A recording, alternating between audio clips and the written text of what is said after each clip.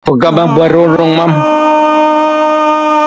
You do not know me from Adam.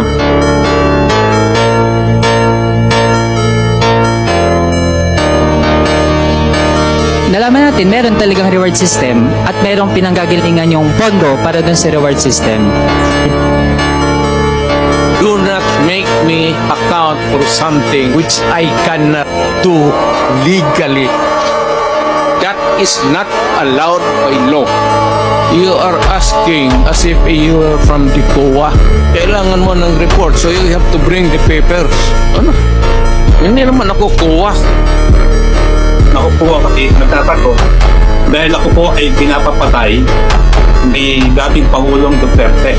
Kung pinapatay kita, bakit buhay ka pa ngayon? Successful po ba ang war on drugs ninyo? Successful, ma'am. Na-minimize yung drugs. You cannot entirely eradicate drugs because pang hanap buhay yan eh.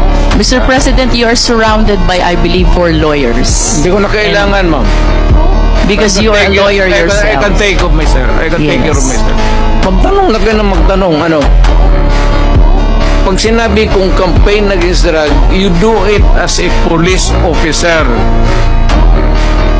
Nag-aral ka naman ng 2 years basic, sinunod mo lahat, you should follow. That if you go out of the way, I cannot answer for you. Where do you draw the line of your responsibility in this war on drugs? Because guilt is personal. Yes, it's very personal. You're a lawyer? Yes, Mr. President. I will talk slower. Panyero, you talk slower. Okay.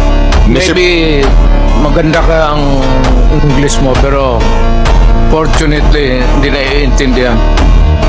Sa mga kongresista na kaalyado ng mga NPA, mahaya naman tayo sa topic ng pagpatay dahil kayo mismo, hindi kayo nagsasalita sa pagpatay ng NPA sa mga pulis, sundalo at mamayang Pilipino. Sa NPA, nire-recruit ang mga kabataan para pabagsakin ang gobyerno at pumatay ng mga pulis, sundalo at tropa ng gobyerno. Kailangan, Mr. Chair. Bawal po pumalakpak dito. Kung gusto niyo pumalakpak, doon kayo sa labas. Maaari ba?